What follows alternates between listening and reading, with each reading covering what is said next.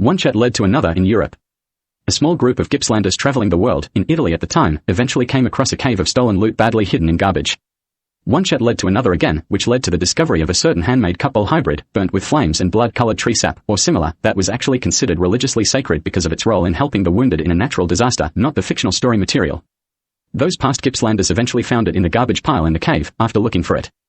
Their reasons for looking based on what they heard was the true disaster, used for the healing and helping the sick and wounded reasons, along with the probability it was handmade by the figure herself. They decided it was too important to let ride, along with some other items, and made the informed choice to hand them in at the Vatican as found stolen goods.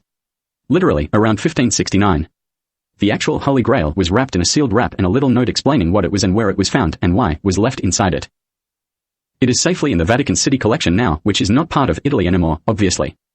What Italian Vatican police did with the item after it was handed in has nothing to do with Gippslanders of the time, and was not the people who found the item's decision in any way. If you think it should be somewhere else, go talk to Italian police about it. Everything there has a Vatican police in 1569 theme, from corruption to sports teams' names, etc. Really embarrassingly obviously. Those staff at the inside the Vatican grounds police station, around 14 people, didn't do anything with it after it was handed in. They were told what it was, but said yeah, sure, whatever. They added it to a bag of stuff that was to be sent further into the Vatican the following day to be sorted out as gifts, donations, or presents for the Vatican and the Pope. With the rest. The following day they moved it to an internal area of the Vatican for volunteers and staff to sort, as usual.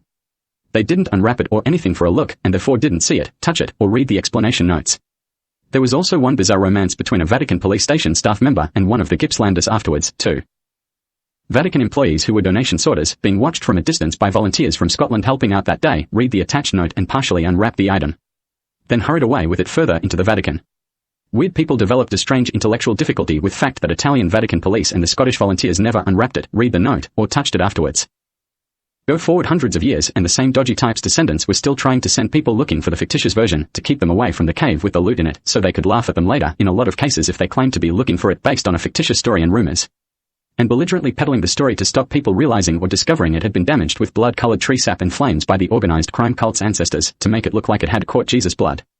The lunatic laughter when someone heard the fictitious story and went looking for it was in part lunatic expression of relief that they wouldn't find it in Italy and discover it had been damaged, and the fictitious story. Like a tale about a person pretending to be Saint Joseph and rumor theory. Because the dodgy types knew what cave it was in all along for hundreds of years. They had no idea it had been found and handed into the Vatican for nearly 300 years after it was found. They suddenly became aware it had apparently been found hundreds of years beforehand by a group of foreigners who took it to the Vatican in Rome around 280 years or so earlier. They were suitably pale and horrified for obvious reasons, the main one being the damage their ancestors and associates had done to it, trying to make it look stained by blood to match the content of the fictitious story. The fact that the decision made by those Gippslanders who found it was actually very sensible and well thought out in the circumstances was lost on them. They didn't keep it for themselves as a souvenir or anything, those Gippslanders. They then had a period of nervous apprehension, wondering if they were in serious trouble because the police stationed in the Vatican would not have missed seeing the damage upon inspection, which police never bothered with looking at. And what if the people who handed it in from Gippsland, who touched it when the police staff didn't, knew the details of how it got damaged and explained it to them? Before the staff sorters unwrapped it and touched it themselves and saw the damage too. The organized crime cult that had known it was in that cave all along came to the incorrect conclusion that they had not been informed of it being found, so people could laugh at them in secret whenever they tried to talk someone into going looking for it. As if that was bizarre retaliation revenge for them laughing at anyone who went looking for it for centuries beforehand. They had known where it was all along, and panic had set in, particularly because it was badly damaged by being burnt to look like it had contained Jesus' blood. They thought maybe everyone else has known it was found for 250 years and it's been like the Truman Show and we didn't know. When the lunatics were explained where the people who found it and handed it into the Vatican were from, Gippsland, they traveled to Gippsland. They eventually made the decision to collect up volunteer cohorts, gather, and destroy every town and city in Gippsland in a pre-planned arson terrorism riot. Arson being vaguely tied in with the motives because the fire damage done to the object itself was revealed to the Vatican. I could add here again that the object itself was unfinished when used to help those sick and injured mentioned already, and it looks completely rough on the outside, almost still a tree log. Over 20,000 visiting tourists ran riot at the worst possible time, late in summer, in 1858, coordinated by crazy folks from Österreich, now Austria. They ran around lighting too many fires to deal with in a mainly wooden city, right at the end of an extreme dry period where everything was at its driest and a lot drier than usual due to a long hot spell over years. The arson riot happened in late January to February 1858. When they had finished, 1.5 million people were homeless and there was one residential building left standing. It had to be demolished. Only things like seed banks survived. The arson riot was led by crazy Austrians involved in the Austria, Italy, Switzerland, and nearby bits European Alps triad of organized crime evil. The leaders of the Arson riot were from Österreich in Europe. But my royal Habsburg ancestors were not involved at all.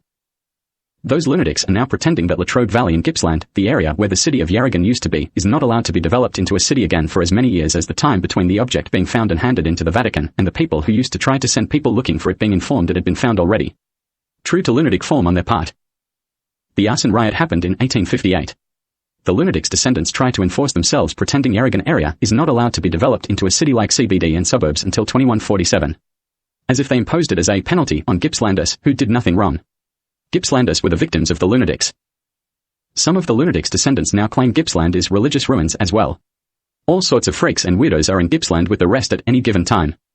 There always seems to be total strangers wandering the streets every day, too. There are also some symbols and groups who claim to be dedicated to protecting Gippsland, particularly the old city of Yarragon area, as they no longer have to be Grail protectors. They often get mistaken for other types with other themes. Given the 1858 and 2147 numbers, I can make an educated guess it was found, identified, and taken to the Vatican around 1569. X equals 2147 minus 1858. Year found equals 1858 minus X. The freaks who pretend there is not allowed to be a recognizable city in Gippsland's Latrobe Valley, the old city of Yarragon area, openly say not until 2147. There have been a few Gippslanders become pope over the centuries.